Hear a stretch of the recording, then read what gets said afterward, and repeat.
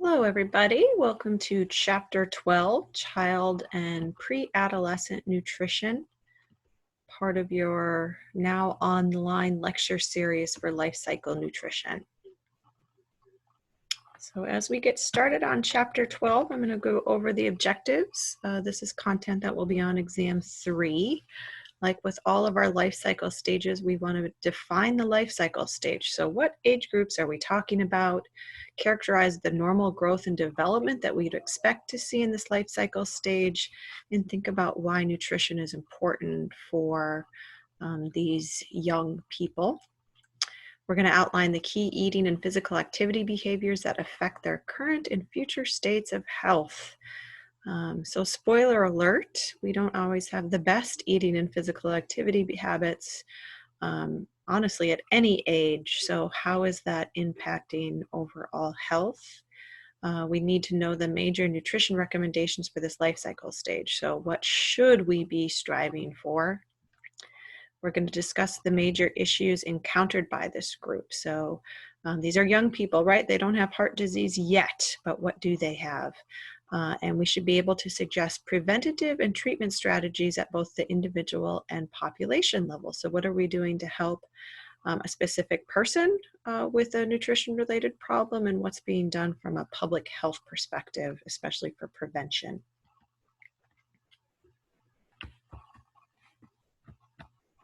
So let's start off with one of those first objectives, thinking about definitions of the life cycle stage. This lecture is going to be about middle childhood. So think about when you were grammar school or elementary school, starting kindergarten around age 5 and going through usually about starting kindergarten at age 5 and going through usually about grade 5, around 10 years old. This group on a little bit older end are considered pre-adolescents. That is ages 9 to 11 for girls and 10 to 12 for boys. This age group is also often called school age, and these 9 to 11-year-old girls and 10 to 12-year-old boys are often called tweens. That's more of a slang term, but if you think about being in between, so you're not a little kid, but you're not quite a teenager. So my daughter is officially a tween. She's 10 years old. So we've dived into this pre-adolescent phase. It's a unique time in life. I guess all of these life cycle stages are. So we'll talk a little bit about that as we go along.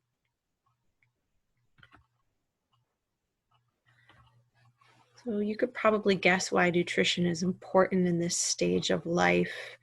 We are still growing and developing at this age, right? We're not adults yet.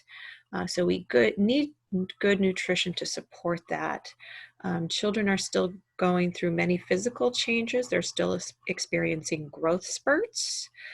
They still have cognitive development that is happening. They're certainly learning a lot of things from an academic perspective.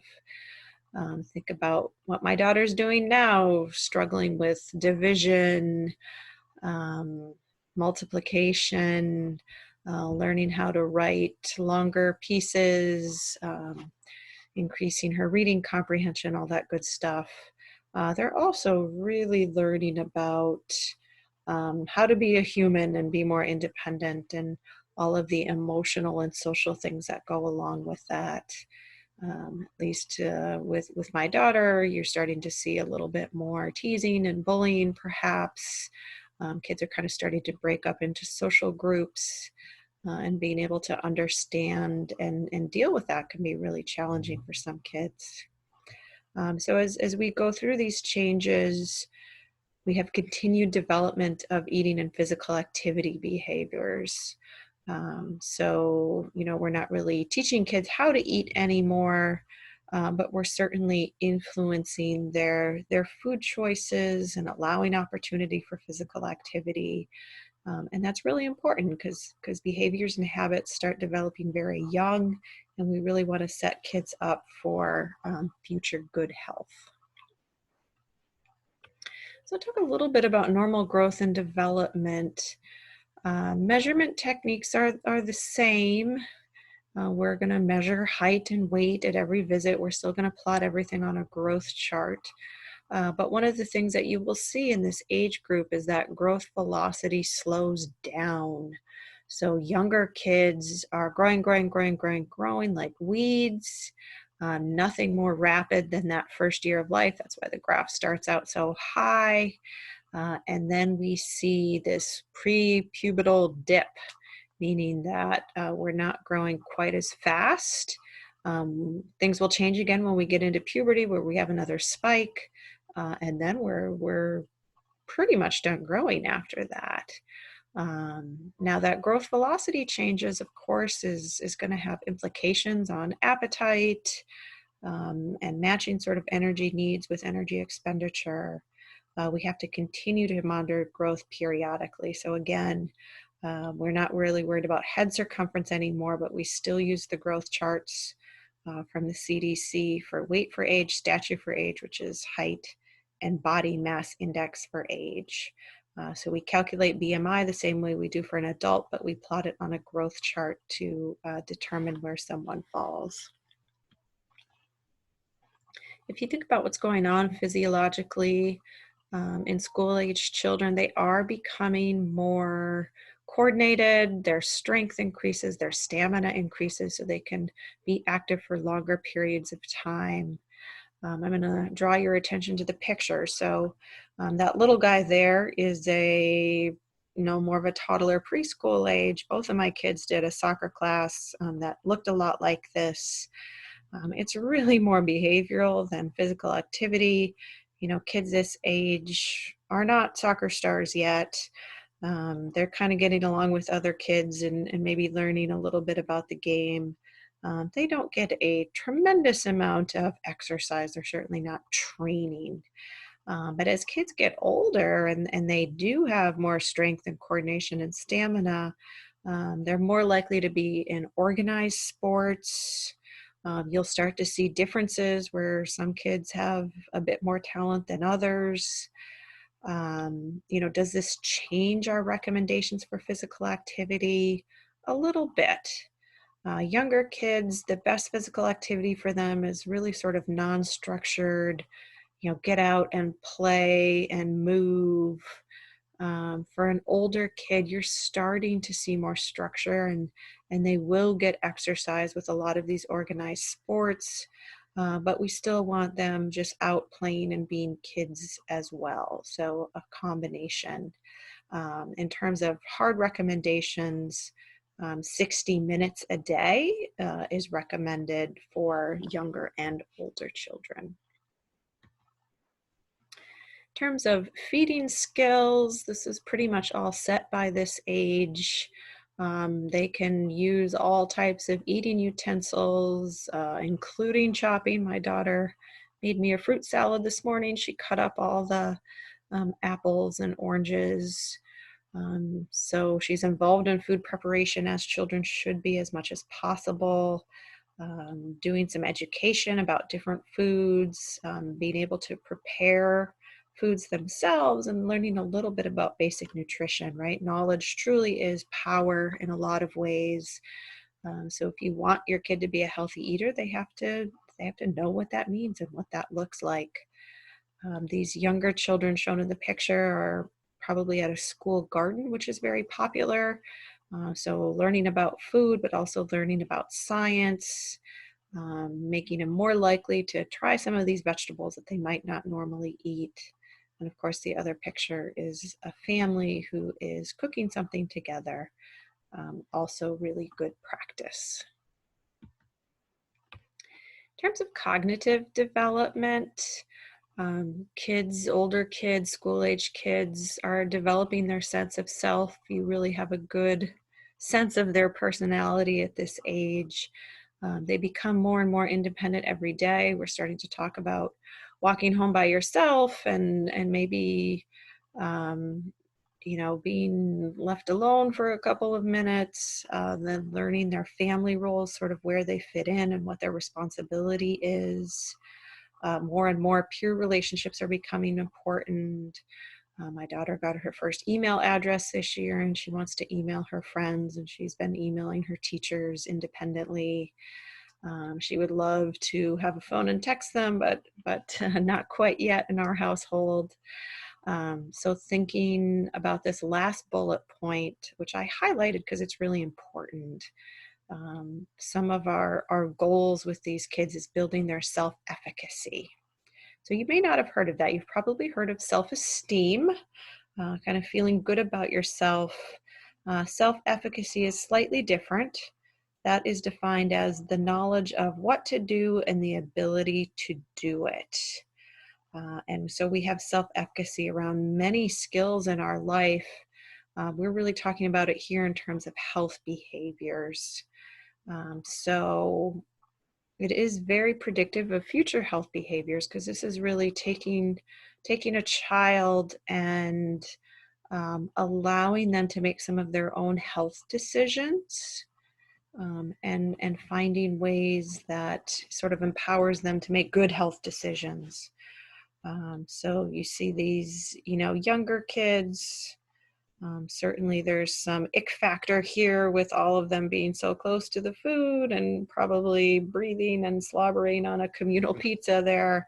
As to be expected for younger kids. And then thinking about like how they might eat that food. A younger kid might not have a good sense of how much to eat, how much to serve themselves without some guidance. They might think that having pizza every day is awesome.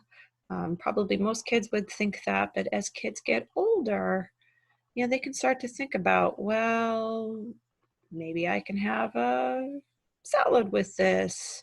And trying to encourage self-efficacy with health behaviors is a very positive and powerful concept for kids.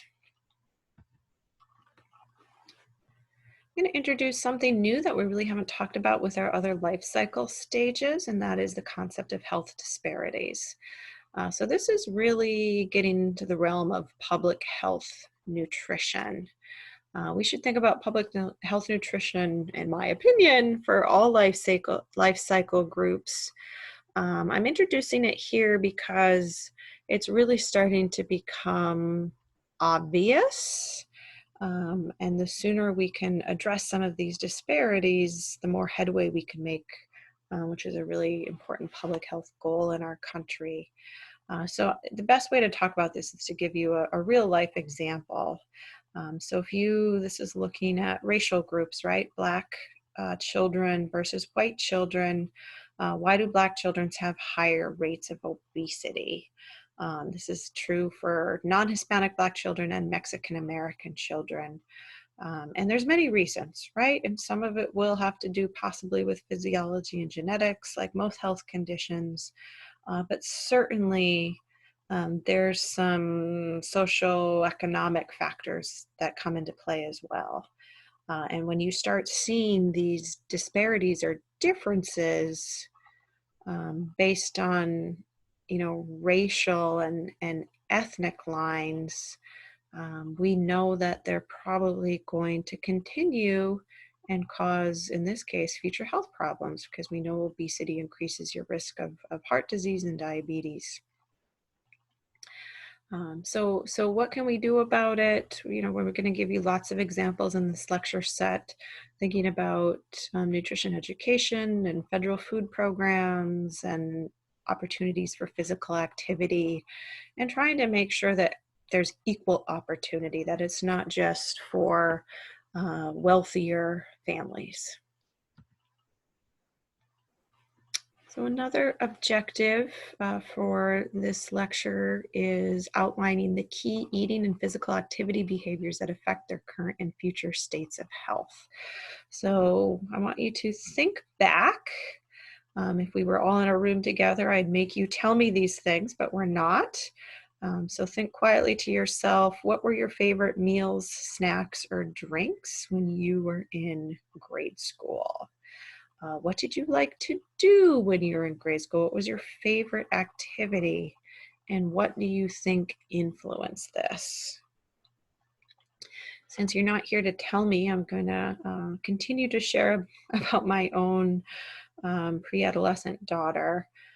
So what does she like to eat? She likes sweets. She will never ever say no to a dessert. She certainly likes pizza and mac and cheese. She would drink soda every day if I would let her. That kind of falls into the sweets category. Activities, she likes to do everything from sports, but also reading, spending time with her friends. And the influence part is what I find really interesting. So younger kids are heavily influenced by, their parents or main caretakers. As they get older, you start to see the influence more come from peers.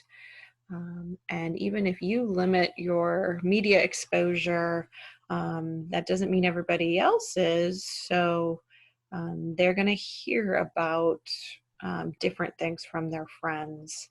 And that's normal and expected. It's not necessarily a bad thing, but you do have to have good communication with your kids um, about about all kinds of things, not just health behaviors. So a little bit about, what we know from research about what influences healthy habits. We know that with these pre-adolescent kids, parents and older siblings influence food choices in early childhood. And as I said earlier, peer influences increase as they get older. One of the best recommendations we can give is to encourage family meal times. They're more able to have conversations a little bit more pleasant than sometimes the preschooler and the toddlers. This is just a good chance to communicate and know what's going on with your other family members. We've talked about being a positive role model. That's still going to be true for this age group, and media has an ever increasing influence on food choices. So um, knowing what your children are watching, what websites they might go to, what they're looking at on their iPads and Kindles and all that good stuff is really, really important. So TV, we know that obesity is related to the hours of television that kids watch. Why is that? I think it's fairly obvious, at least in terms of if you're watching TV, you're not being very physically active. The guideline for screen time, so now we have to include not just TV, but other devices that you are looking at a screen and not moving, is to have it be 2 hours or less per day. So right now, um, about, let's call it 79% of kids fall into that category. We would like it to be closer to 87%. I suspect we're losing headway on this objective rather than gaining.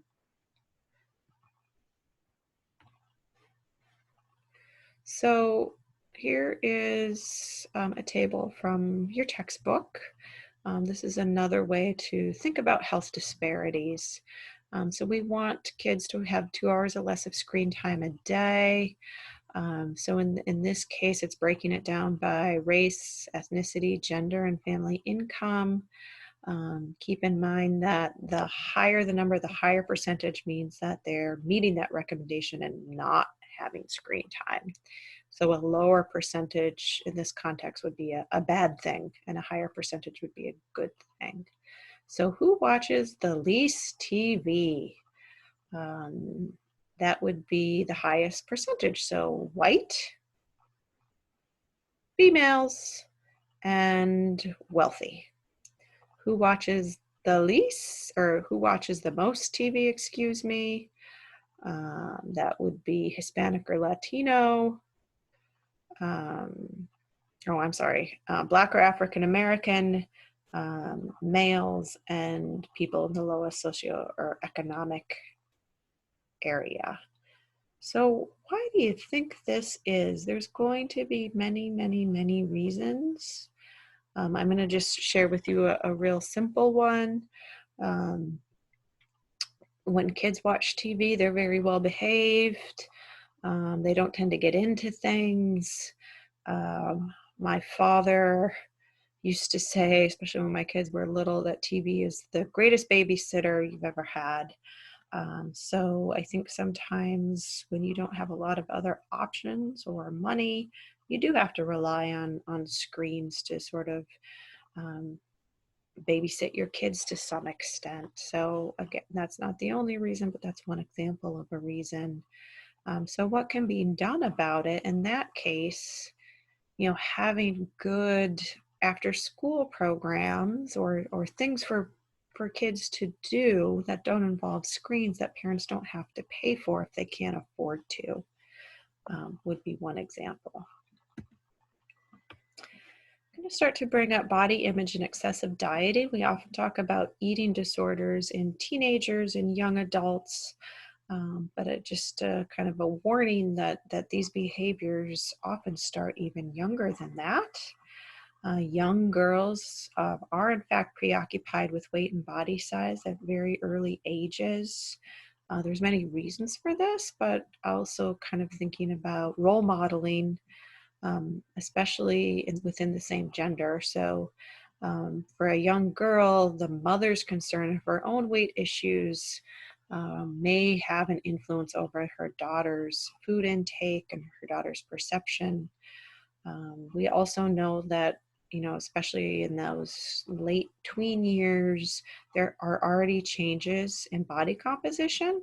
So we tend to see an increase in adiposity or body fat at this age, which is normal as they prepare for puberty, but it might be misinterpreted as the beginning of obesity. Being really, really strict and forbidding foods often backfires. So trying to have a more moderate approach would be recommended. All right, we're moving along. We're going to go over another objective, which is to know the major nutrition recommendations for this life cycle stage.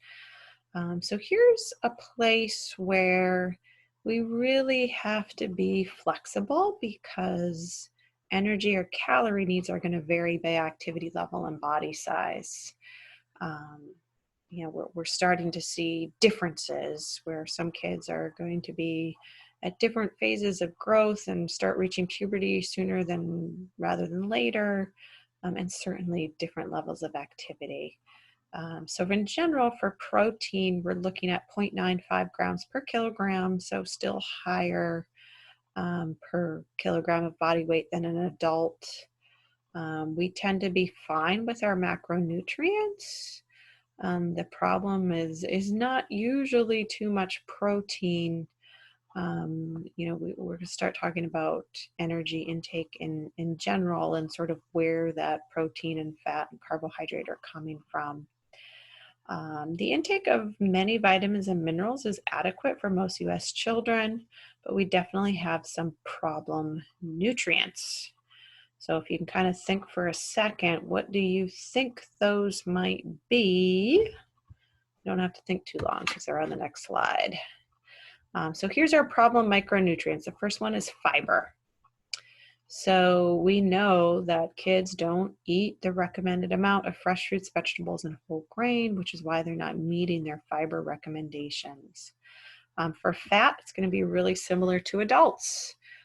We don't have heart disease yet, but that doesn't mean we want a lot of saturated fat in our diet. So thinking about high-fat dairy and lots of protein coming from animal sources can be detrimental.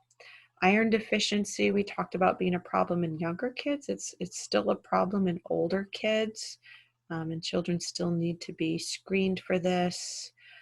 Focusing on iron-rich foods, which can include meats, fortified breakfast cereals, dry beans, and peas. And again, we know that vitamin C helps us absorb iron, especially if it's coming from more of a fortified or supplemental form. And lastly, calcium and vitamin D. Young kids tend to do pretty good with milk, but as we get older, we tend to drink other things and maybe not as much emphasis on those dairy products. So thinking about where we can get sources, especially if kids are not drinking as much milk. Vitamin D, we can of course get from the sun, but people are extra careful about that now and use a lot of sunblock appropriately. So we might have to get vitamin D from supplements or fortified foods. Here's some other habits just to kind of think about for this age group. Fast food. When I was a kid, I loved fast food, right? I loved McDonald's because I liked the little trinkets that came with it.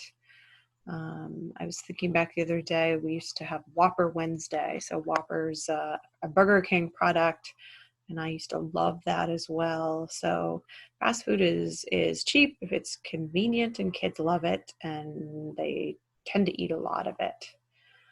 If you think about what the 7 specific food and beverage categories that have the highest contributors to calorie intake in school-aged children, if you kind of want to guess what those might be, here's the answer to that. So hopefully you all grew up in health conscious households, but if you look at the United States as a whole, kids this age get a lot of calories from soda, high-fat dairy, processed carbohydrates, including snack foods, and think about the white pasta, the white bread, and certainly carbohydrates from sweets and desserts. So these should all be really more of a treat or foods that we eat once in a while, but in fact, these are dietary staples for a lot of children. We also get calories from what we drink. Just like an adult, water is the best fluid for children, but they will start to have more and more exposure to soft drinks, which is empty calories, just sugar. This will start to displace milk consumption and promote tooth decay. And now we have kids with adult teeth that we don't want to have. Well, we don't want cavities for any teeth. Energy drinks popular among older kids and young adults should not be consumed by children. We don't recommend caffeine. Sometimes people believe that it stunts growth. There's really no evidence for that. But kids really don't need it. Most kids aren't going to like it. So if they do have caffeine, they're probably going to have to add a lot of sugar and other things to make it taste better, which is not recommended. We're getting here a little towards the end.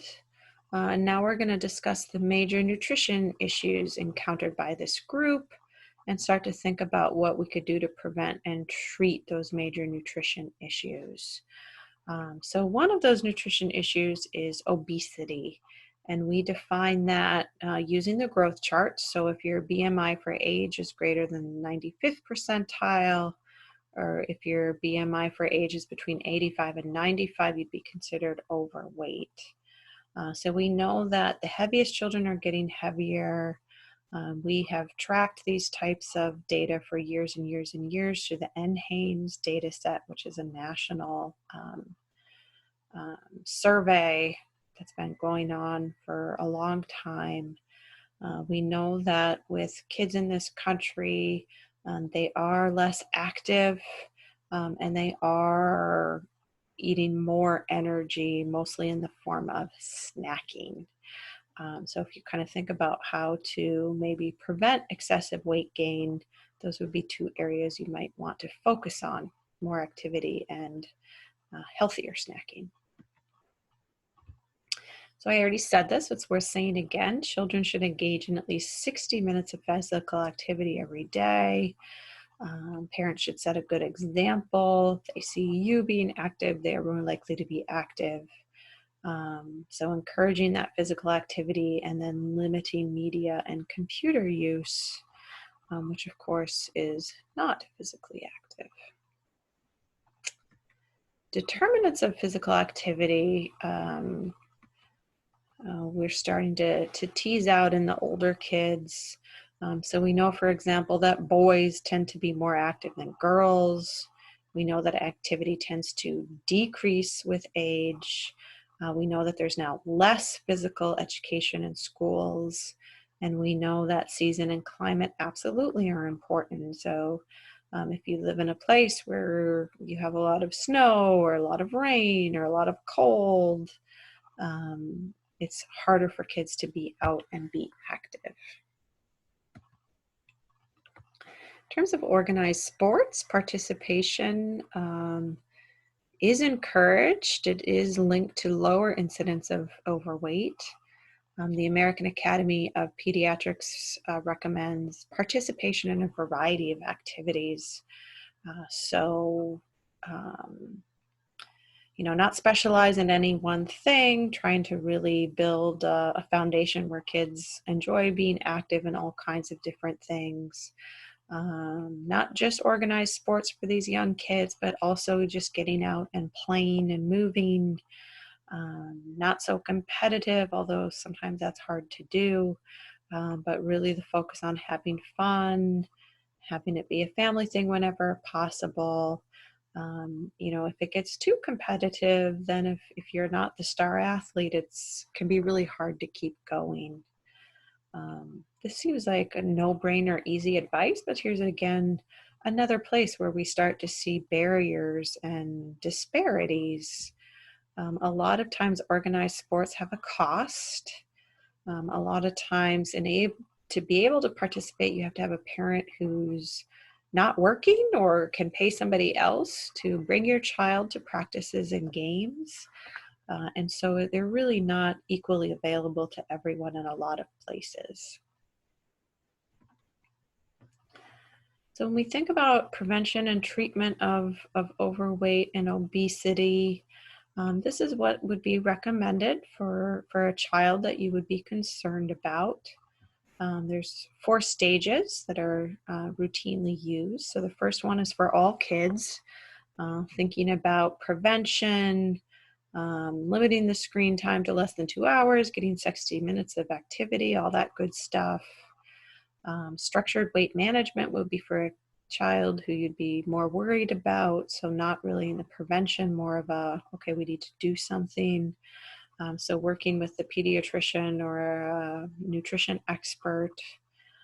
Comprehensive multidisciplinary would be a more serious case where you'd have a team approach, including behavior change and sort of family-based counseling and physical activity and dietary habits. Tertiary care would be older kids who really need a serious intervention. Sometimes we even start talking about medications and surgery, although that would be only with the most severe cases. Now, in terms of this age group and what sort of the goals are, we tend to think of it based on where they fall in the BMI for age percentile. So again, 85th to 94th percentile would be that overweight category. We don't encourage weight loss at this point, but if you keep your weight the same and get taller, your BMI percentage will go down. 95th to 98th would be in the obese category. We might at this point encourage gradual weight loss, but not excessive or fast because kids are still growing. And over the 99th percentile, we're starting to worry about health side effects a little more seriously. In this case, we might encourage more weight loss on a weekly basis to prevent health risks. But this is a sensitive area. These are young kids. We don't want to give mixed messages or make them feel bad about their weight. Really trying to encourage healthy family behaviors as part of the treatment.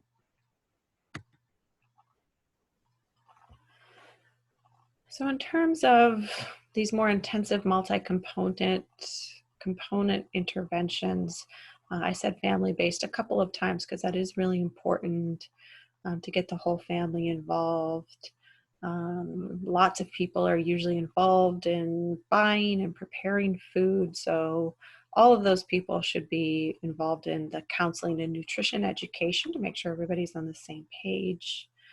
Same with physical activity and trying to be out and be active. A kid's not going to do that by themselves. They would need support for that. Behavior counseling, so thinking about habits and strategies to promote long-term behavior change.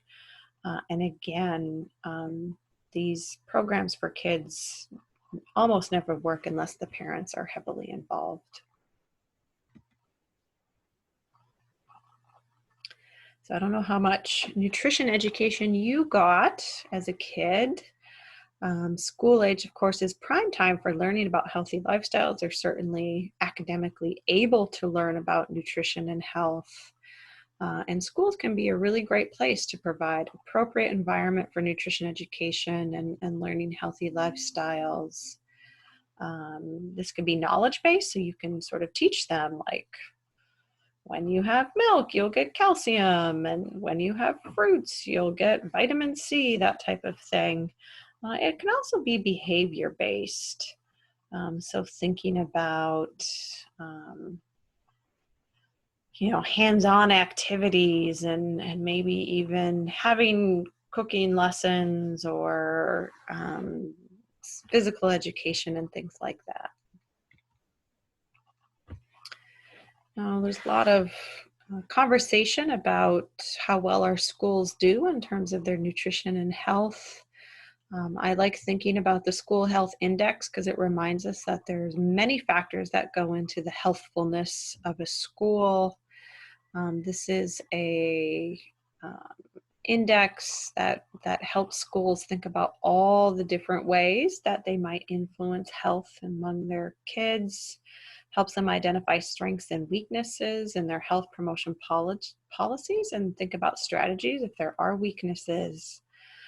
Developing an action plan, so if you find out that you don't have good family and community involvement, what can you do to improve that? For most things with public health, it takes a village. It takes a lot of people who care, working on these complex problems. So involving all the stakeholders, everybody who cares, the teachers, the parents, the students, the community at large, is really the only way to make significant strides and getting our schools as healthy as they can be. Now, many schools benefit from financial assistance from the government. So the federal government is what runs the National School Lunch Program and also the National School Breakfast Program. In order to participate, schools have to meet the nutrition standards set forth by the programming. They cannot discriminate, so if a child can't afford to buy lunch or breakfast, they have to provide financial assistance. It's nonprofit, so they're not meant to price gouge. They serve as healthy as they can for as low a cost as they can. They are accountable, they are audited very frequently to make sure that they're serving the right amount of nutrients for the right price. To participate, they have to be involved in the commodity program, so they'll get government subsidized milk and cheese and things like that. Now, I always like to talk about this. I find that students love to talk about their school lunch program, and a lot of people have opinions about the guidelines. Very famously, at least in my world, famously, the school lunch had stricter standards during the Obama administration, where they required that fruits and vegetables had to be served every day, that half the grains had to be whole grains, switching to fat-free and low-fat milk. And although this is loosened, they also wanted just white milk and not chocolate milk. And limiting calories, not only calories, but also salt and sugar, and reducing saturated fat and trans fats for kids. So certainly with the new standards, school lunches got healthier. Here's just kind of an example of what school lunch looked like in my day. I remember eating something very similar to that. We certainly had French fries very frequently. We had a dessert almost every day. And now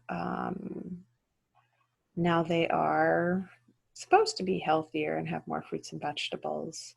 Now, this is a government-run program, so the government has a lot of say on how it gets funded and enforced. The Trump administration did cut back on some of the regulations and did not make them as strict. People like me don't like that. I feel like what is served to kids should match the dietary guidelines because we know that nutrition matters for future health. But people were very concerned about food waste and kids not liking the food, not eating the food. And usually it seems to be the healthier foods that were less accepted. So a lot of controversy. School breakfast is another part of that program, especially in lower income populations, because we know that having breakfast can help with health and academics, and that lower income kids are less likely to get breakfast before they come to school. We have similar rules. It's not as much food, but it still has to meet certain nutrition standards. Same thing as a school lunch. So while a lunch has to provide 1/3 of the DRI, breakfast is about 1/4. So that is it for chapter 12. Thank you.